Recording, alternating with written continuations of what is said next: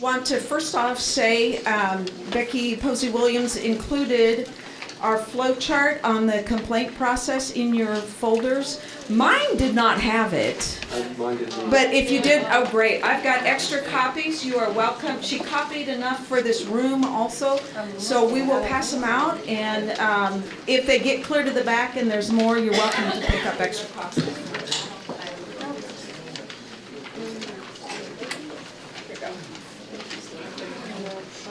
So we got a new bishop who's very visual, and he said, I can't understand this complaint process. He said, I need it visually. And so one of our district administrative assistants is great with doing those kinds of things, and so she created this for me a year ago. So we share it with you because our response team has found it very helpful. So I am Reverend Nancy Lambert, and I am Director of Clergy Excellence and Assistant to the Bishop for the Great Plains Conference. And part of my responsibility in my role on conference staff was to get a response team organized after we became the Great Plains Conference, because each of our three former conferences had different histories and different configurations of a response team. So I was charged with starting a new one. So our response team is really only about 3.5 years old. Oh, we're young. We're young, but we're old as well. I'm Eldon. I'm Reverend Eldon Davis. I guess since I retired, I'm still Reverend. I retired as a district superintendent.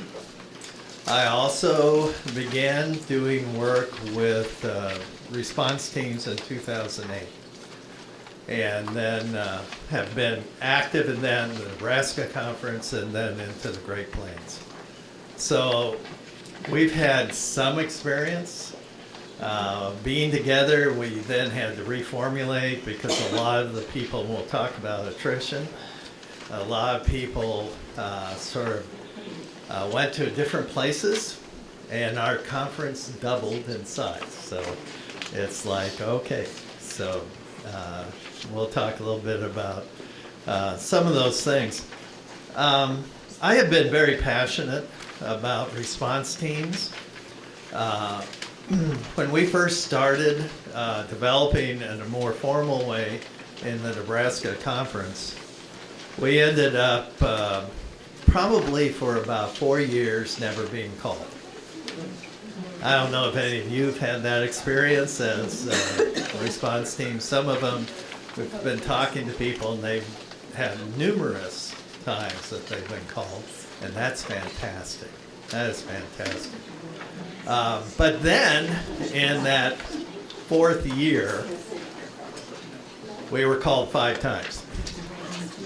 And so we began to think about, or at least I did, how can you continue to be prepared when have that sort of space that goes on? How do you keep people enthused? How do you keep people sort of caught up and ready and committed? Because those are very difficult things when you're not used. Or you don't have the expectations are we would be used, and that doesn't happen the way we think. So hopefully as we talk, we can talk about how we kept that interest going and how we recruited, invited. I know I was here before. Invited people to be part of that team. I want to share with you a scripture though. Somewhere along the line, we haven't been talking a lot about Scripture. This is from 1 Corinthians. And it starts with 1 Corinthians 12:26 and 27. If one part suffers, all the parts suffer with it. If one part gets the glory, all the parts celebrate with it. You are the body of Christ and parts of each other. Now, what strikes me about that is the idea as a team, we're in it together, not for my ego, not for your ego, but we're doing it for God. And helping go into churches to walk alongside them in such a way that any hurt or harm, we can be there with them, because we know if they are hurting, we are hurting in a lot of spiritual and community ways. And so I try to keep that in mind of what Paul has to say. So I just want to share that with you. A couple things that I'm going to sort of give you a couple resources, because they're not necessarily what you're going to ever hear about. But I have two books that have informed me on leadership and what it means to be a leader. The first one is Start With Why by Simon Sinek. Some of you have heard of him. He has done TED Talks. But he's a fan. The book itself, yes? How do you spell the last name? Sinek. And he is fantastic because it begins to think about, we know how to do things, we know what we're going to do, but if we don't understand the purpose and why, and keep that forefront, sometimes we can lose our way. So that's one of them. The second one, actually, our cabinet studied, was Canoeing the Mountains. And I think that's sort of broad-based on many of the different places and states and conferences. That began to make me think through about the idea of transformation. And that it starts with me. And so instead of me going in and saying, well, you need to do this, right?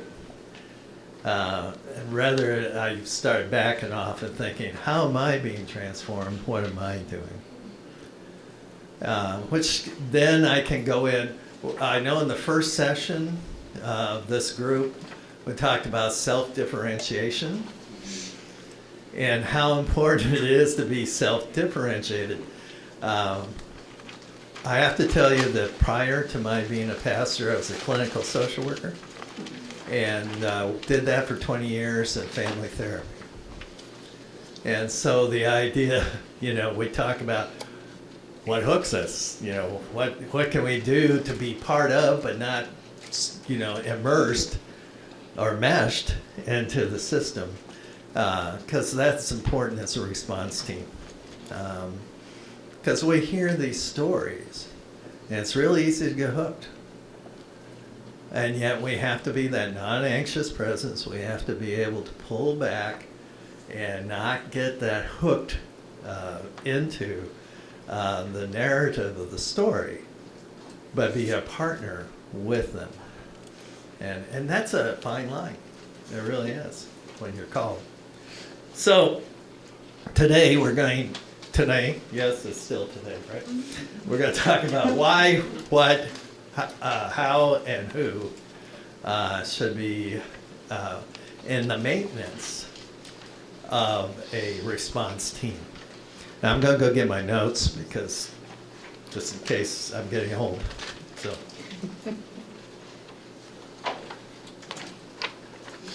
So I think the very first thing, we've gone through a lot of hurricanes, right? We've experienced, and I remember listening to the news about Hurricane Michael. And they said, well, this has not happened to us for 100 years. And it's like, okay, but you still have to be prepared to be able to do that. And so I came across a quote, fail to prepare, prepare to fail. Maintenance and continuing to meet and continuing to grow means that we are always working on being prepared. Will we be called? Tomorrow we might be, and it might be another year. We don't know. But it's not a matter of if, but it is a matter of when. And so we need to keep that in mind. And I think sometimes that can be the most difficult thing. I was a pastor in Ainsworth, Nebraska. And we had a forest fire up along the Niobrara River, if you don't know Nebraska, but it's a river up along the South Dakota border. And it was a devastating fire. They haven't had a fire up there for 20 years.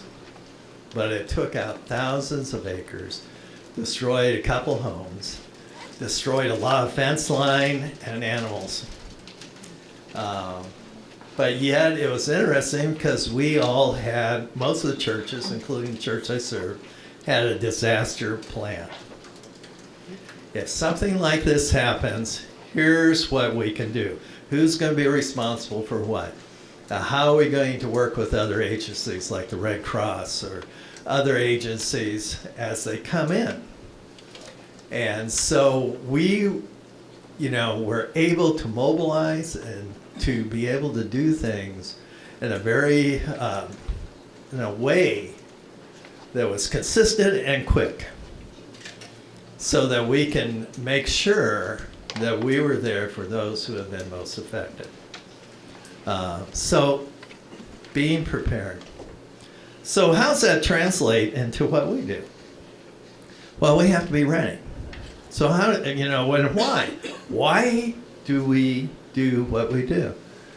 I know my personal story, but as a response team, we need to continue to remember our purpose.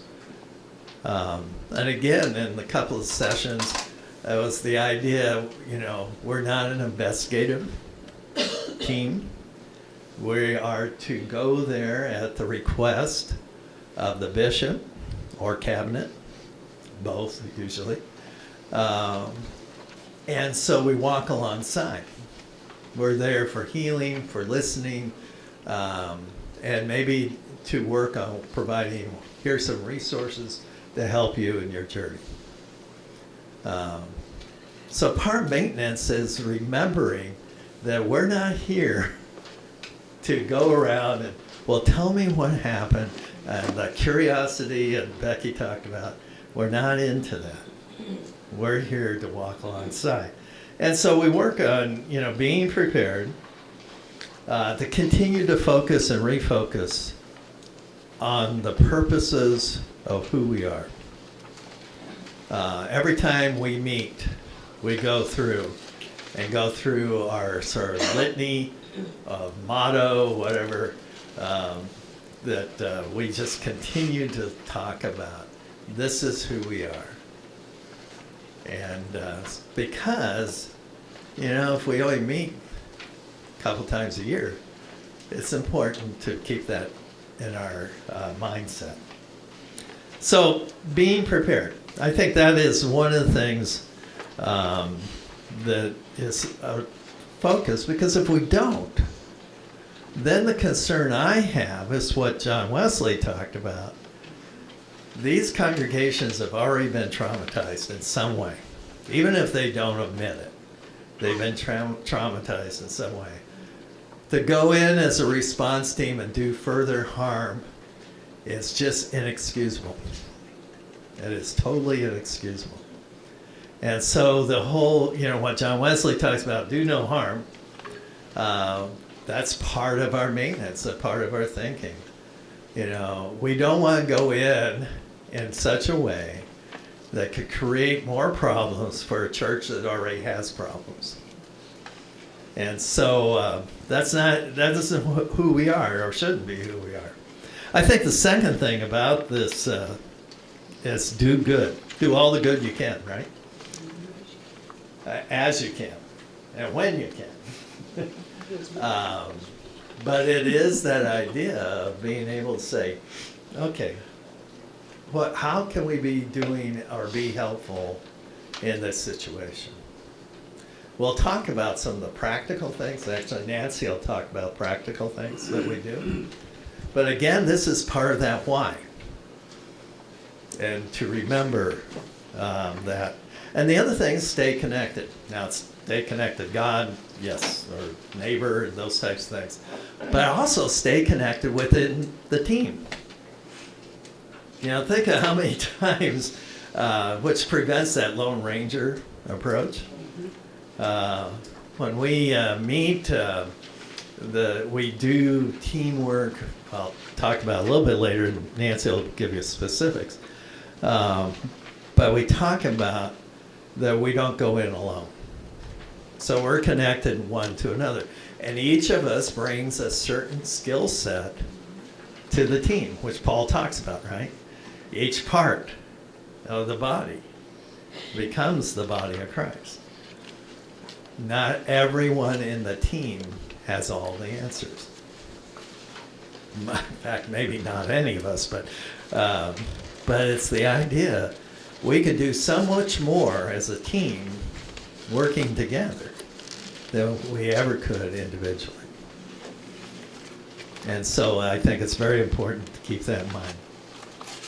And so, we stay connected. We try to provide contacts in and out, even if we don't meet face to face. But we try to keep in touch with one another so that we're aware of that. So that's do no harm. The second one's team development. And again, this is that sort of overview. Team development means building skills, building relationships, and working together. And I think, I don't know how you can do it any other way. So the idea of skill building, what skills do we have? What skills can we continue to work on, such as self-differentiation, things that could hook us, the systems thinking, rather than just looking at it from a psychological point of view, but also look at it as a system. Generation to Generation by Friedman is a resource for that, to be able to think systematically, even within our own group. And how can we value that? And so the idea of building skills, we use other resources to help do that. The other thing is being able to build relationship. If I'm going to go out with a group of people to a church that's already hurting, I want to know who they are, who the team members are. To spend time getting to know them. Because it's really easy when you go and you're going like, and who are you? What's your name? Type of thing. Doesn't go over well. And so I think part of this team development is building those relationships. Talk a little bit next slide on trust.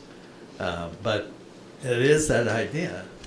What do we do to help build teams and relationships? And then I want people that I can work with and could work with me.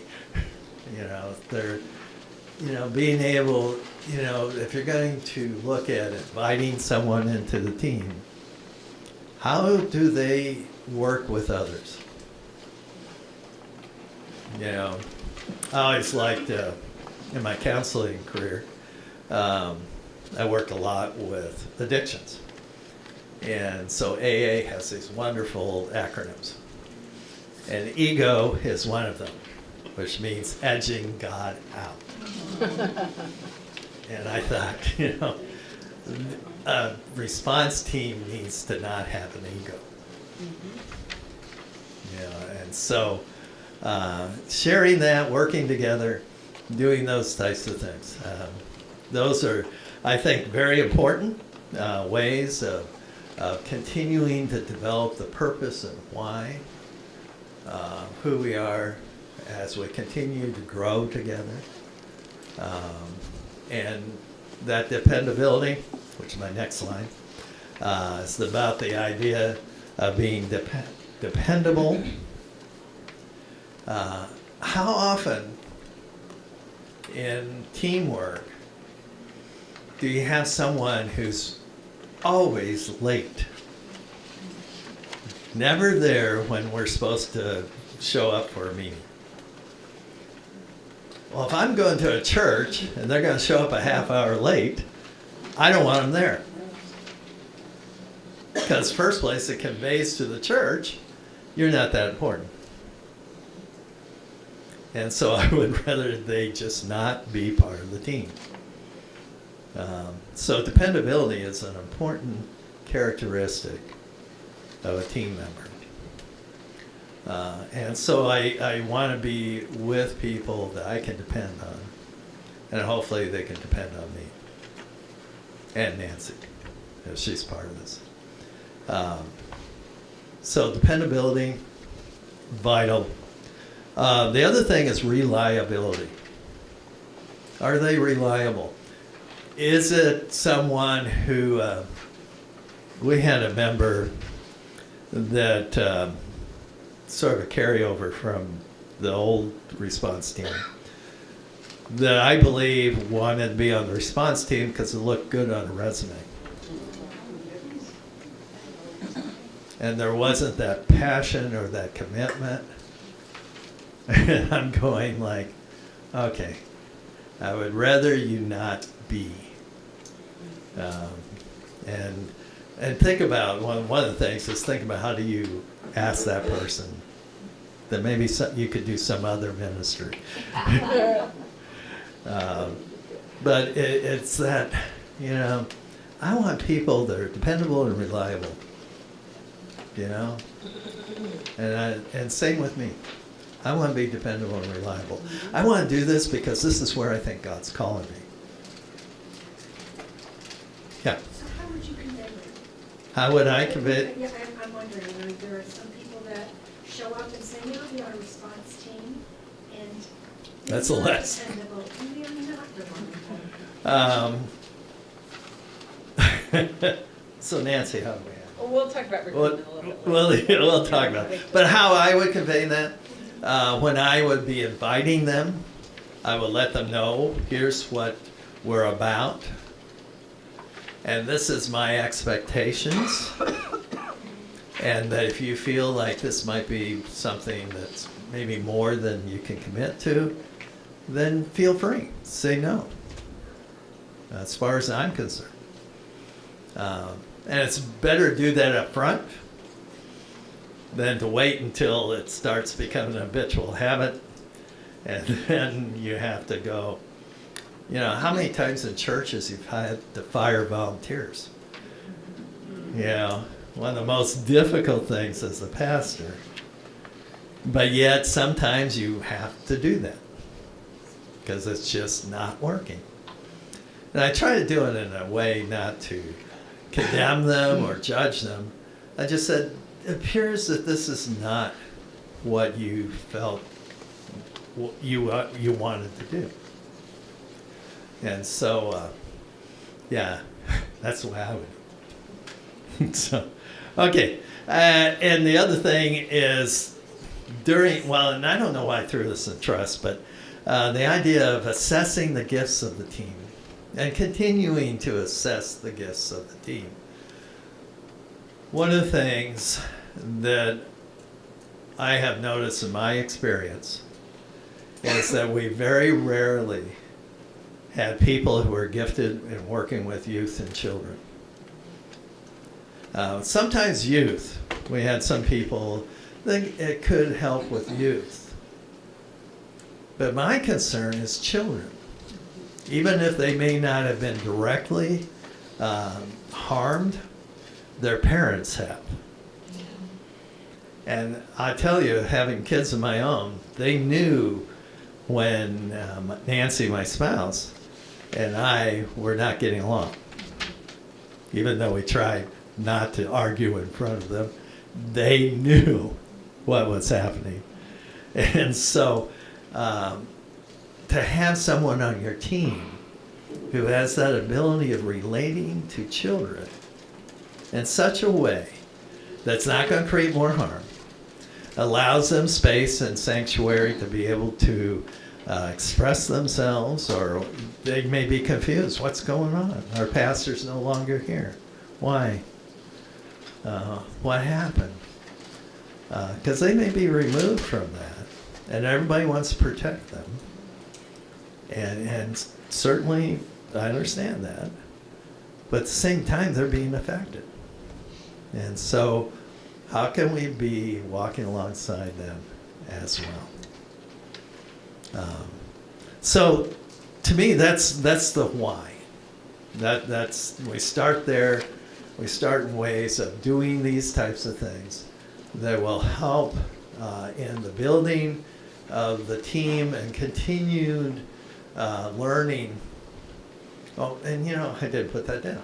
Continued learning should be also a characteristic. We constantly use different, Becky mentioned that we use when a congregation's been betrayed, when we've studied that book. But other books, others, writings, that we've heard a lot of things. The idea of, what is it, Darbo? That just struck me. And thinking how easy it is for a church to get caught up in that. And it was just like, oh, that could be a whole learning, a whole, being able to work in our response teams of thinking, how do we deal with that, particularly in dealing with people's emotions and feelings regarding that. So those are some ideas. We'll come back to it, but I'm going to turn it over.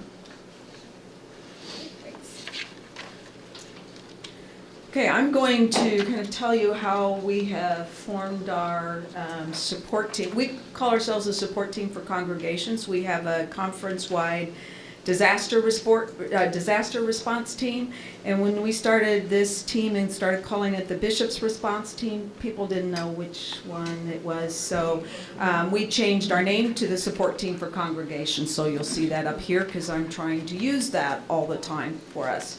So when we started working with putting our team together, up here is my vision for it. We are a huge conference, the entire states of Nebraska and Kansas.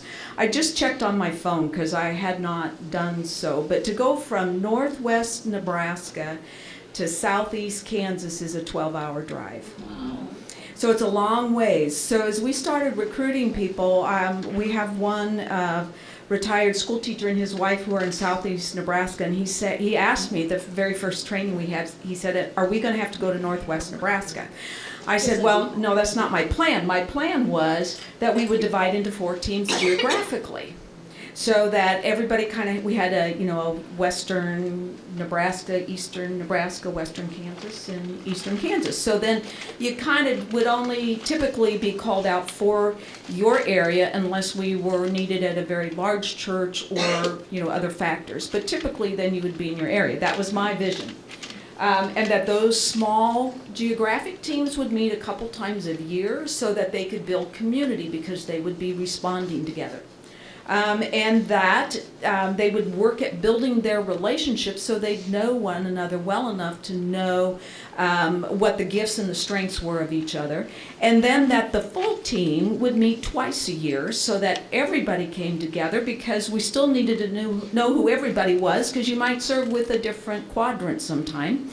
And then that we would have a great diversity of gender, ethnicity, and geography represented. We have somewhere around 600 clergy, full-time clergy in or 600 clergy in our conference. We have 100 that are international pastors, either African or Korean. We have some couple from India and Singapore and places like that as well. So we have a wide number of non-Anglo, and then Hispanics, I'm sorry.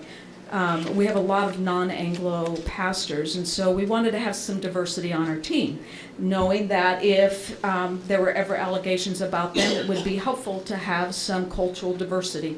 So, our reality. No geographic teams formed. Initially, we had, after we did our initial trainings, we had about 30 people on our team, and it worked out amazing. I could put 6 to 8 people in every quadrant. It was great. I thought, hey, this is going to work out really, really well. And then I started recruiting a leader from each of those quadrants. I didn't find people who were willing in each of the 4 quadrants to be the leader and a convener for that group. And then we had attrition happen. And so some of those quadrants then were down to 3 or 4 people. So that was my ideal. It didn't happen. We have committed to at least 1 training per year and have asked the team members that have conveyed to them that the expectation is that they will be at 1 training per year. We have had 2 trainings most years, but we have said you need to be at a regular training. You need to be at least 1 per year in order to maintain your membership on the team. Occasionally we do 2 per year. We have all but 1 on the team are white or Anglo, and they're mostly from the eastern half of our conference. And probably if I was realistic and plotted them all, it's from the eastern third of our conference. And the reality is the greatest population and the most churches are in that same portion of our conference. But it's just a long ways to go out west. And we recognize that. So keeping our trainings fresh. This is where we're at. As I said earlier, we started forming our team in 2015. We have not been called upon to go into a congregation. It has been offered and has not been received by the church once. We have bishops who affirm the work of the response team. It's not that we have a bishop who doesn't want to use us. We have bishops we had the initial bishop when we started, and now our current bishop, Reuben Sines, who very much affirm the work of the support team. It's just that we haven't had a need, thank goodness.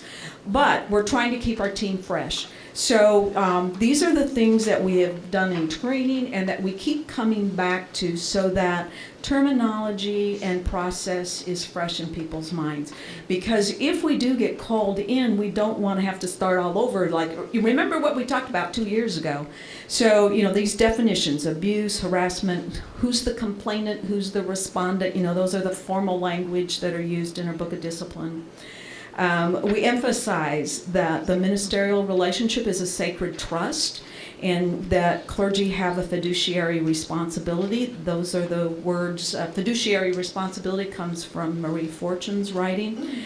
Because we have laity and clergy on our team, this concept of sacred trust and fiduciary responsibility is not familiar to the lay people. Clergy should get it because clergy in our conference are required to have a boundary training every 4 years. So it should be familiar to the clergy.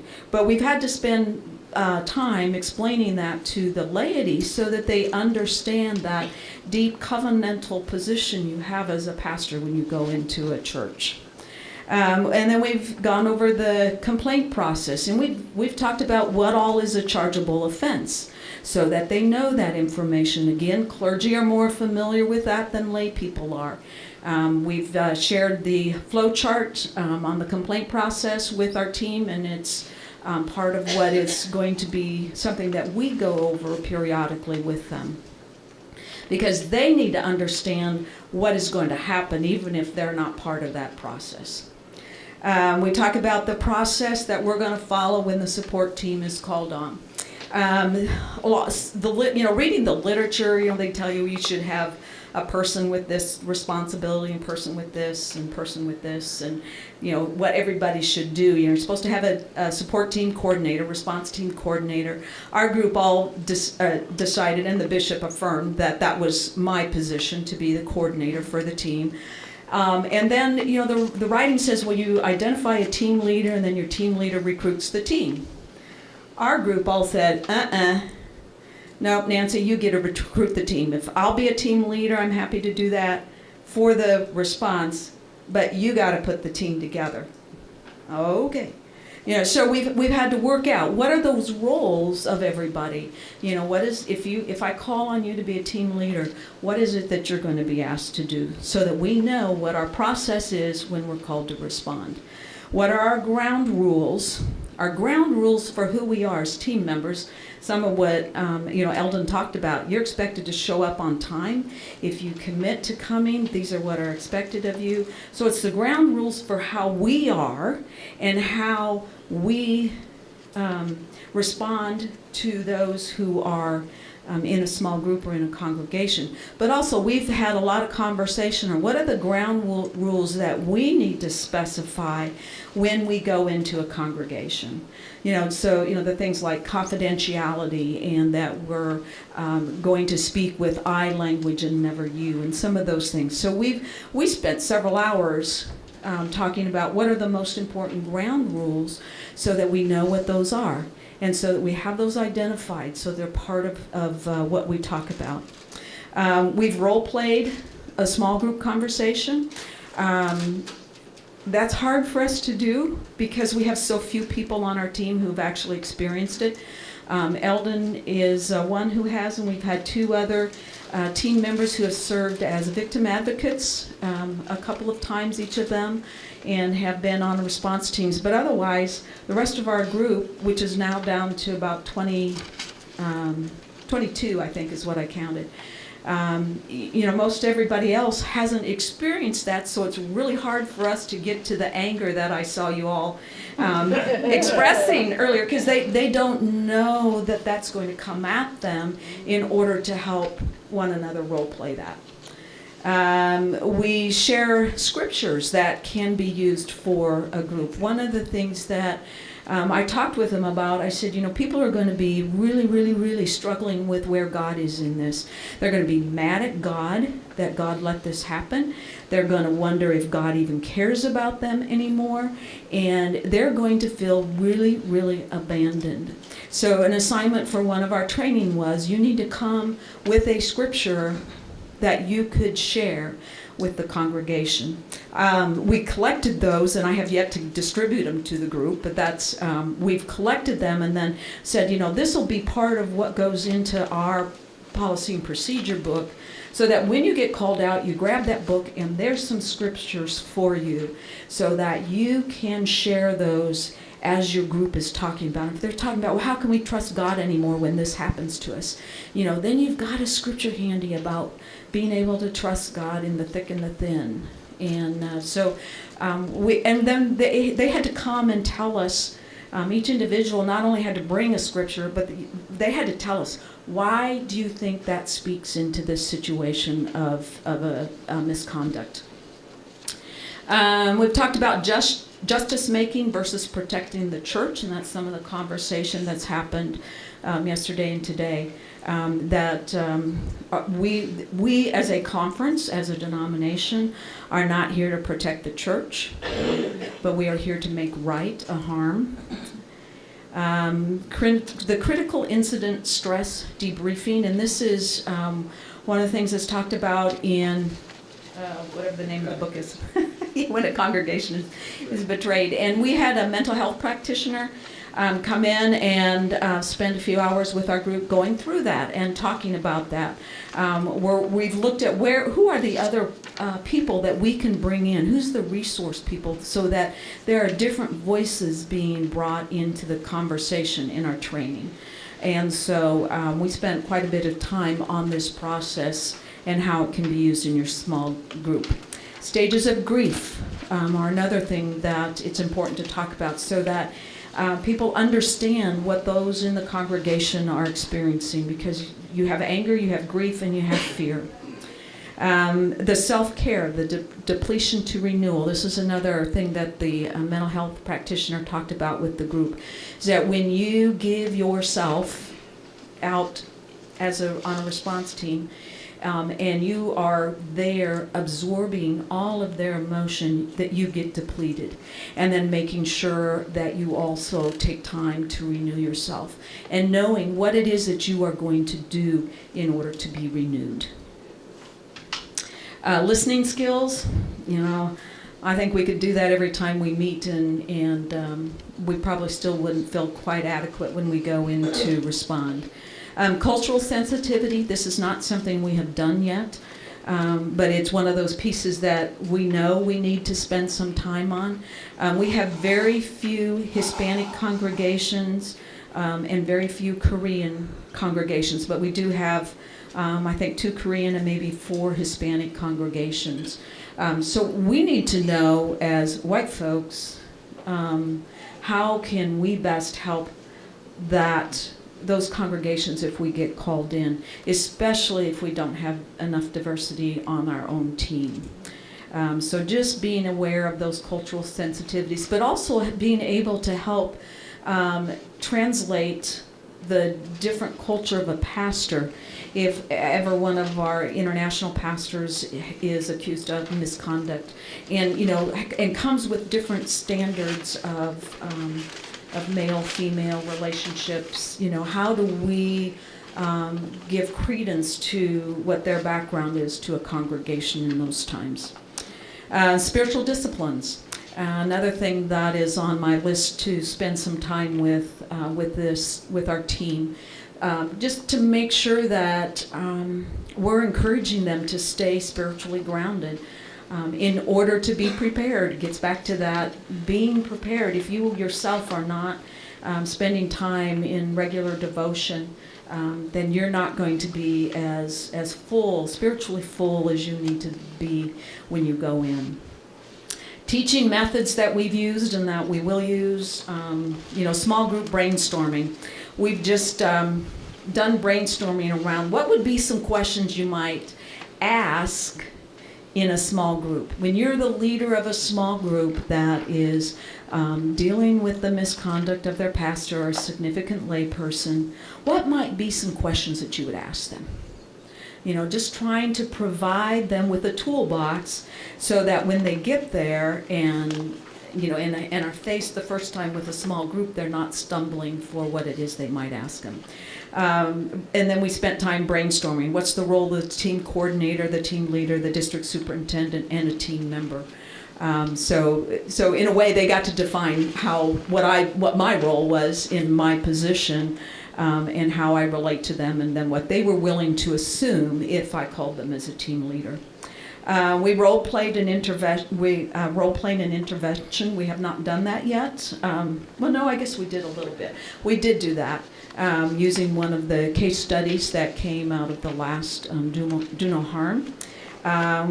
Doing a case study to identify the emotions within a congregation. Often, people don't really stop to think of how allegations of misconduct have these tentacles that reach out so far into the community around the church. And so we spent some time talking about, if you're the family, what's the implications of that? If you're the family of the accused, if you're the family of the victim, if you're the family of the complainant, if it was somebody other than the victim who wrote the complaint. What does it feel like if you're the banker in town or a business owner in town and a member of that church? Team members to share information from what they've read. So we've used the When a Congregation is Betrayed book as well as a couple others. And rather than Eldon or me being the ones who give them the information back and lead the conversation, we've assigned chapters to them and given them all the opportunity to be a teacher to the rest of the group.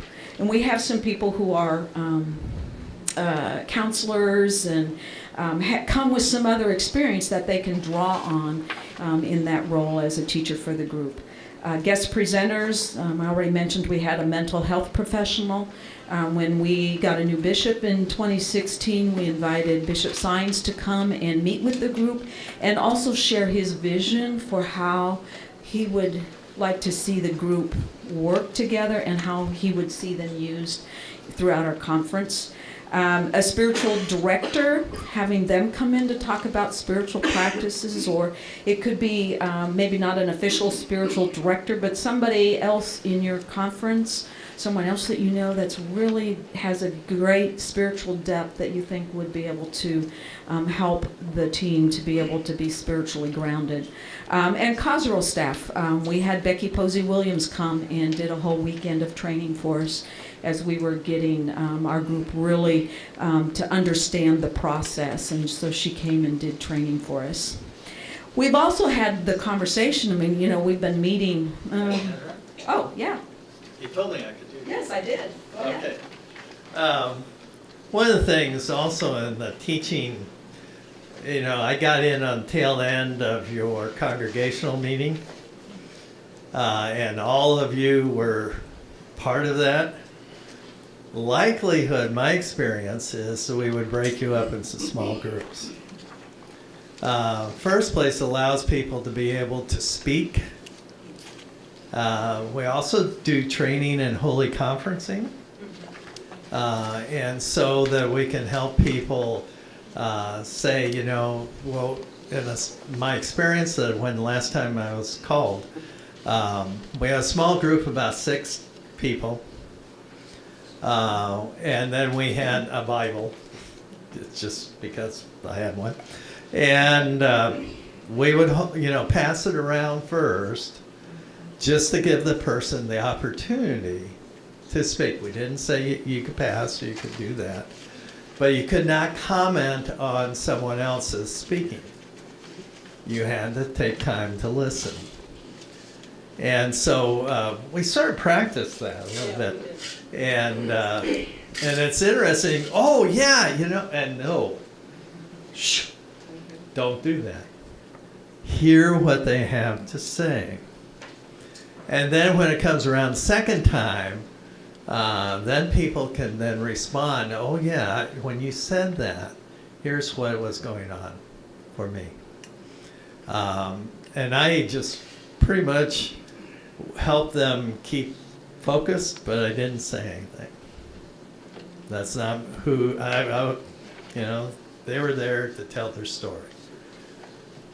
And so I thought that was really important. And so, and I don't know how others do it. I've been called into churches that were worshiping about 300, which in Nebraska is pretty big. And then churches that are 12. So it varies a lot. The other thing that I think is important is not only the small group, but also the idea when we go, we also take time to debrief. And my experience, the last time I was called, was a situation when you were talking about tentacles. I always think of ripples. You drop a rock in the pond and it ripples out. The last church I was called to, the pastor was taken out of the parsonage in handcuffs. And only been there a month. And can you imagine not only the church, but then the whole community, because this is a small rural community. It went through like wildfire. Okay, so you have all that going on.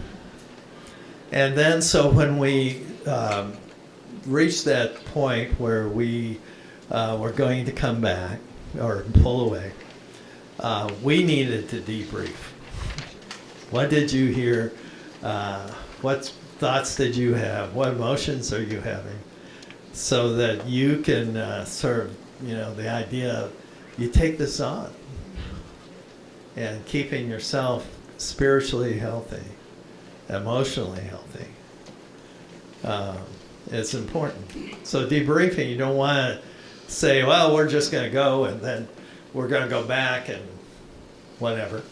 But you also want to immediately following the intervention to pull back and gather together and talk to one another. Go ahead. Focus on, again, what did you hear, what did you feel, and then where do you go with the team beyond that, so you're feeling horrible. Yeah. Then? We talk about it. Where'd you get hooked? Okay, that's a good question. because obviously there was something we talked about. Well, you should be in a healthy, self-differentiated, right? Well, unfortunately, most of us may have that much self-differentiation because you're going to get hooked. And it's becoming aware when you do that and what it was. Oh, yes, that person reminded me of my father and just hit me for whatever reason. But that's the time we can talk. And it's sort of accountability, a time of being able to share with one another. So those things are important. So, okay. Our team has said, well, gosh, if we never get called, what are we going to do? They're willing to keep meeting, but they feel like they should have a purpose. So we've talked about what can we do beyond, just the support team. And these are some of the ideas we've had. Meet with the cabinet and the bishop about how the team can be used. Thinking that familiarity with the members of the team will help build confidence in the team among the cabinet and the bishop. And then including the follow-up for the ongoing healing, so that the cabinet's aware that the team will go in and do that. SPRC training. When I've talked with our team about the boundaries training that clergy go through, they say, well, why don't we do that for the SPRC? Why don't we give them some of this training about abuse, power, and vulnerability, and how is it that they support their clergy in order to keep them healthy? And then develop a list of local resources like your local therapists and counselors who are in our areas throughout the church, throughout our conference, and then making that available for DSs and pastors. I'm not sure how we do that because you don't know if they're good or not necessarily. Faith Trust Institute this year released a piece for staff parish training. Yes. 1 hour or 1.5 Yes, hour. I just found the Faith Trust Institute, which is Marie Fortune's institute out of Seattle, and they have a training for the SPRC specifically. Another training that I have not yet viewed comes out of Duke University, out of their clergy health initiative that they've worked on with the North Carolina Conference, and it's called Pastor and Parish. And it is a 6-week study to help the SPRC and the pastor talk about how to support one another to be in a healthy relationship. And I'm a firm believer that the healthier our clergy are emotionally, spiritually, and physically and mentally, then the better they're going to be in not getting themselves tangled up into misconduct. So I have not seen that resource yet. I've just asked our resource center to order that for us so I can take a look at that. And plus then the one that we were given today that Becky Posey-Williams had from us from Cosroe.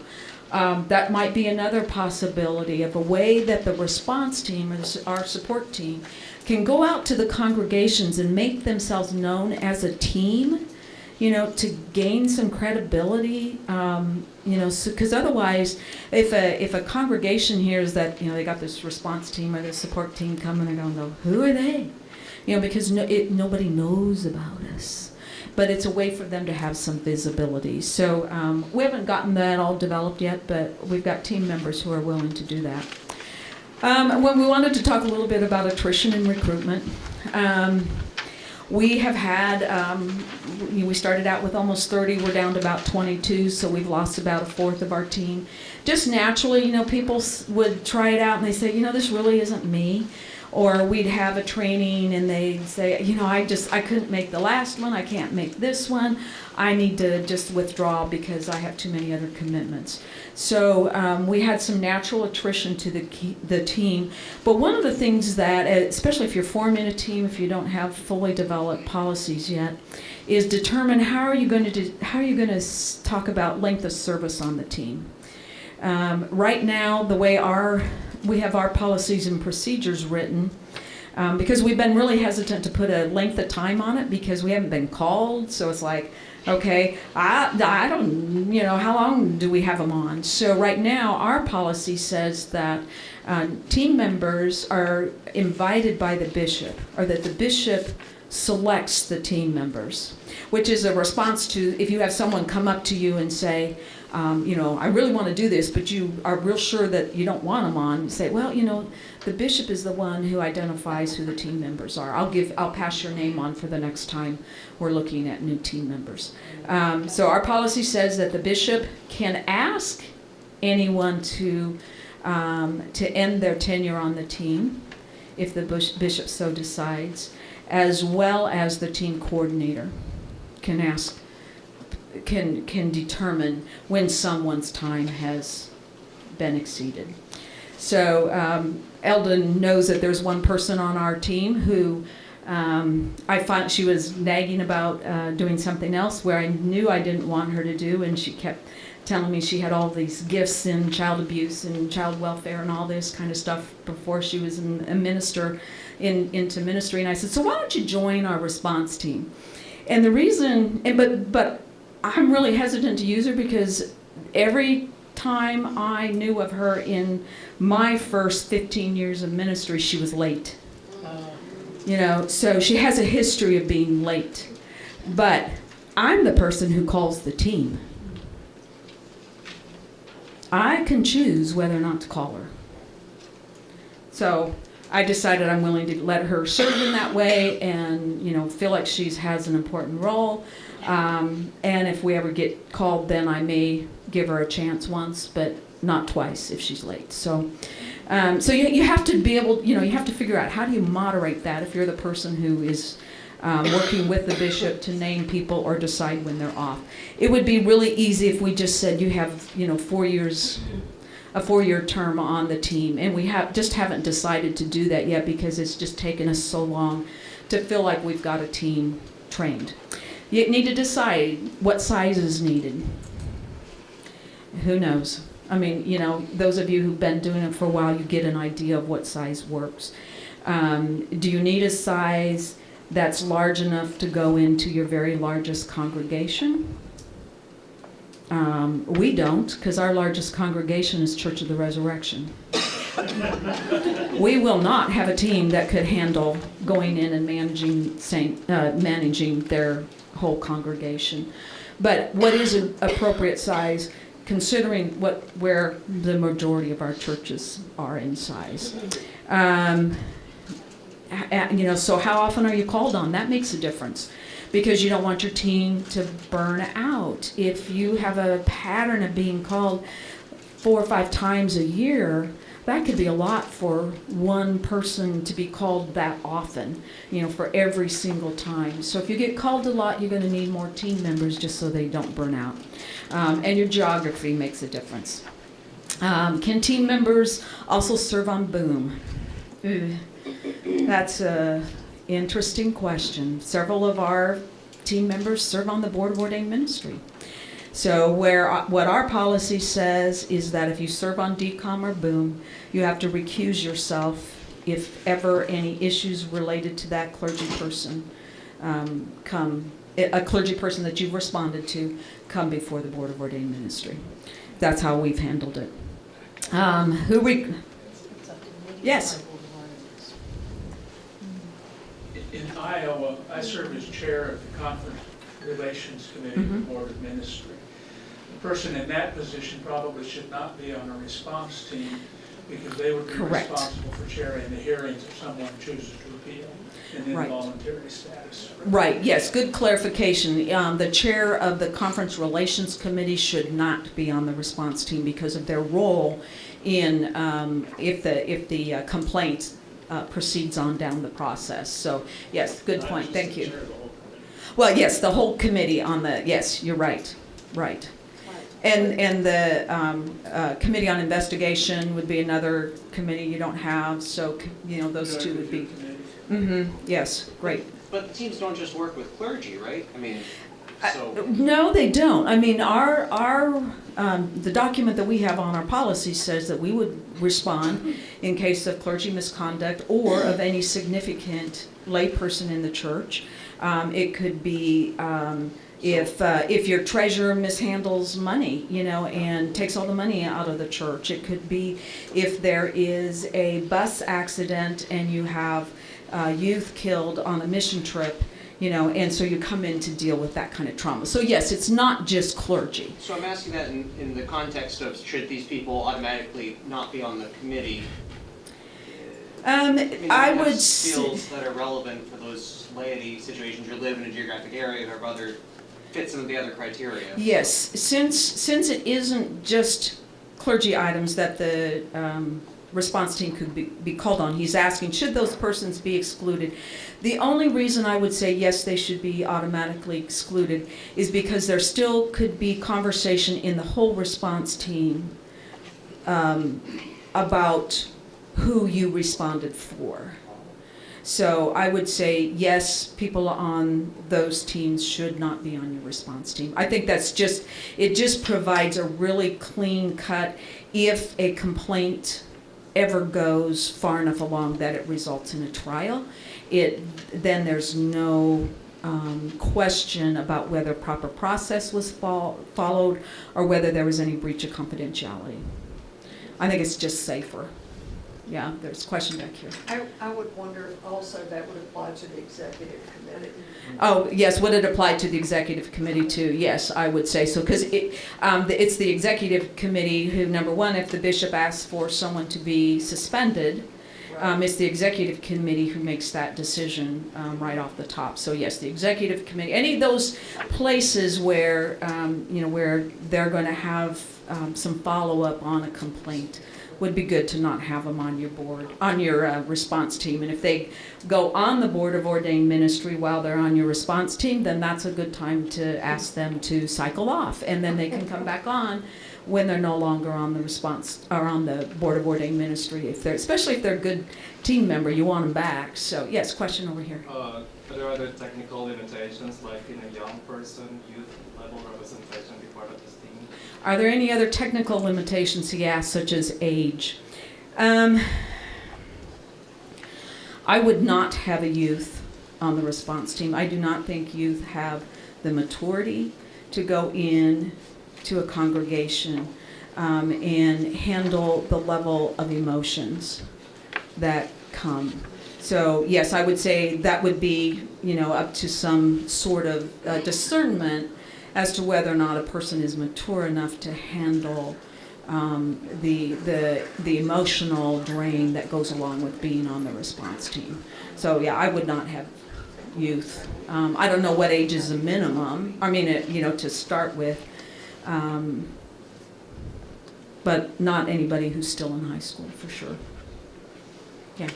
So the clarification on the scope of the work of the response team. Mm-hmm. Hearing you earlier, you mentioned about close accident and things like that. Isn't it about boundary issues? Well, let me read. I brought our policy with you. Let me read what it said, what we have.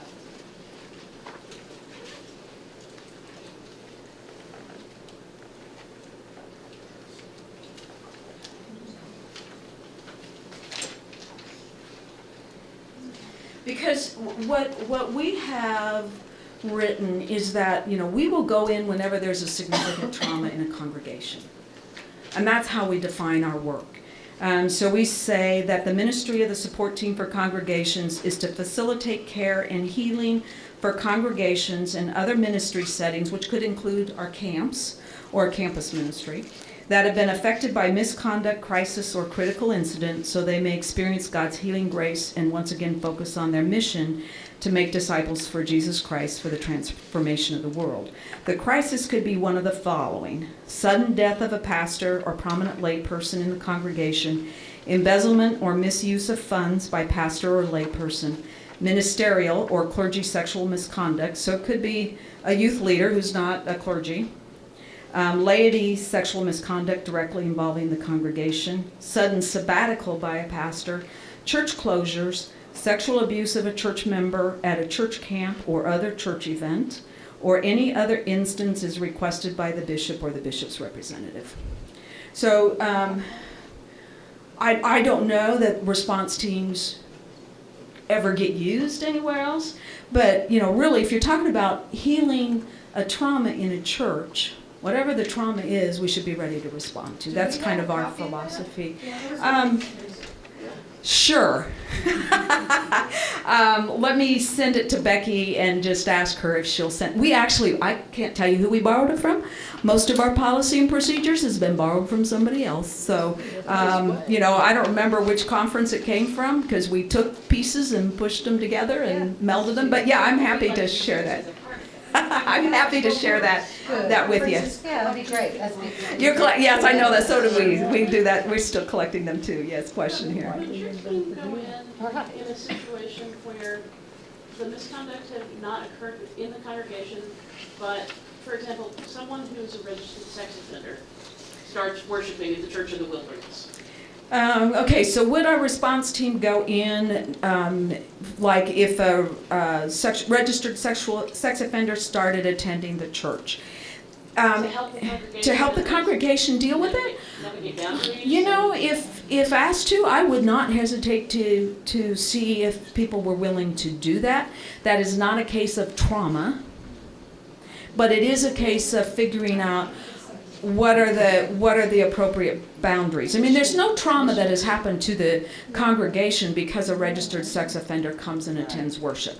The congregation has not experienced trauma, but there is an issue to deal with and to figure out what's an appropriate way to still be able to offer the grace of God to someone who has been broken. So if we were asked, I'd offer our team. Yeah. Another question. I don't know what time we are. We're fine. I was just going to observe, it's a question of how you define trauma. As a pastor who has had registered sex offenders in the congregation, the very fact that a registered sex offender is walking in the hallway is traumatic for many people. Okay, thank you. Clarifying that just the fact that someone is there who is a registered sex offender can be trauma for people, especially those I'm assuming you're referring to who have especially been affected by themselves by sexual abuse. So thank you for clarifying and addressing my insensitivity to that. So thank you. I acknowledge I'm also not quite perfect. So yes, back here. Yes, and working with congregation who receives a clergywoman whose husband is a registered sex offender. Can be very traumatizing for okay, working with a congregation who gets a woman pastor whose husband is a registered sex offender. Yes. And it happens. Wow. Okay. Like I said, if our response team where all the bodies are buried. if our response team was called on to help a congregation, to help an SPRC think about appropriate boundaries, we would do that. Or I'd send in my boundary trainers. It might be if we're talking about boundaries, then maybe that's where the boundary trainers go in instead of the support team. But I'll tell you what, any way that I can help a congregation to be able to be healthy and function well, if I have people I can send in, or if I can go in and help have conversation, I'm willing to do that. I mean, my goodness. Congregations need all the help we can give them. Yes? I belong to a critical incident stress management team that's a multidisciplinary community-wide program. And I joined that hoping that at some point I could bring this same thing to my church. Mm-hmm. Great. Okay. She was sharing there's a critical incident support team in your community. Yes. That's interdisciplinary and using that as a way to then take it down to her church so to have a support team. If, depending on, something happens at the hospital, yeah. if a child drowns, then, the nurses and the doctors may be affected by that. Right. So we go in. Yeah, go into a hospital after there's a drowning, or a school after there's been a shooting, or... Yeah, we have the dog, we have the team with dogs. Yeah. Yeah, another question back here, then I'll come up to you. Yes, back here. I just have a comment that as you develop safe sanctuary policies, consideration of what to do with registered sex offenders can be a part of that policy. Yeah, and I'm due to redo my safe sanctuaries in January, and I can't remember if it's in there. We use safe sanctuaries, safe gatherings. Safe gatherings. Used to be safe sanctuaries in Nebraska. I can't keep these names straight. Yes. We had woman pastor whose husband was arrested while she was serving the church for sexually abusing their foster child. So the process of him becoming, he never actually got on the registered sex offender list because he was arrested and then ultimately went to prison. But I think part of the work of the crisis response team in terms of healthy churches, that pastor is still there. And the church is doing very well because we help to figure out how to trust the person you trusted yesterday with boundaries. Thank you. It was something I really did never want to do, but. Yeah, okay. Experience from a crisis response team that went into a church after the clergywoman's husband was arrested for sexually abusing their foster child, and that they were able to go in and help the church talk about boundaries and how to still trust the pastor. At age 4 for the foster child. So, yeah, real trauma, and then the husband went to prison, and so how to keep those relationships intact when it wasn't the pastor who was at fault there. Yeah, she was as much a victim. Yes, back here. I was just going to say, in regards to the question about where some good information is, Joy Milton's Safe Sanctuary book, the original one, the white one, just plain Safe Sanctuary, she has lots of them, has a really good couple of pages on how to do this work well. So if you're looking for that. Okay, I'm going to Joy Melton's original Safe Sanctuaries book, and she has a couple pages about a response team kind of work. Yeah, that would be a good resource to draw on. Yes, thank you for that. Yes. It's also helpful to have some templates of covenants for registered sex offenders. Good idea, yes. We have several of those, and they can be tailored for an individual congregation based on what. Yeah, some sample templates for congregations to use for registered sex offenders, and we actually may have those. Does the cabinet have those? I think we do. I don't know. I think we've used them before in the conference, but not as part of the response team. So it was sort of something that each church, it was encouraged to have, not only dealing with sexual issues or sexual harassment or abuse, but also what to do if you had a offender come to church. What are some of the ways of contracting with that person to still convey the grace of Jesus Christ, but yet at the same time set the limits to not only protect them but protect congregants, especially if it's a child type of thing. So yeah, I had it in Ainsworth. So. Eldon and I are more than happy to be resource persons. If you just need, especially if you're getting a response team started and you want to talk to someone else who's started it, you're welcome to contact us. We're more than happy to help. We have drawn on the help of other conferences, and so we, of course, are always willing to help. Also, we have a dozen trained clergy coaches in our conference. If you just need someone to help coach you through, to ask you the right questions in order to get a team started or to get past a hurdle that you have, contact me. I'm more than happy to put you in contact with a coach at very low cost to help you out with that. And I'm sure your own conferences have a lot of people who are coaching, but I just want to offer that as a resource for you if you just don't know how to get started or where to go. But they will certainly help you to sort out what you need to do as your next steps, and then get going on making changes and making improvements or beginning a group. So, any other questions? I have a couple. Go. Questions? Becky had mentioned this. This is from the Mennonite Church. Understanding sexual abuse by a church leader or caregiver. Excellent resource. It's free. It's free. It's free. The website is in the. It's in one of those papers, but that's what it looks like. You can download it for free, and I paid a small fee to get printed copies. What's the name? We can't see. What's the name of it? Read it. Okay, it's understanding sexual abuse by a church leader or caregiver. And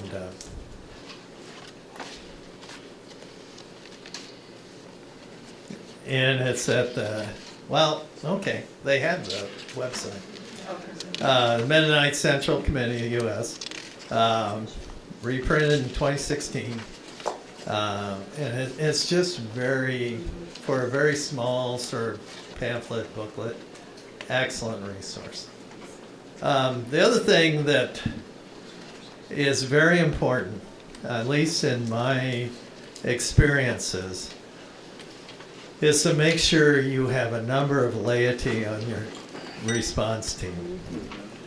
Most of the time, my experience again, is when I've been called, the meetings are on a Sunday.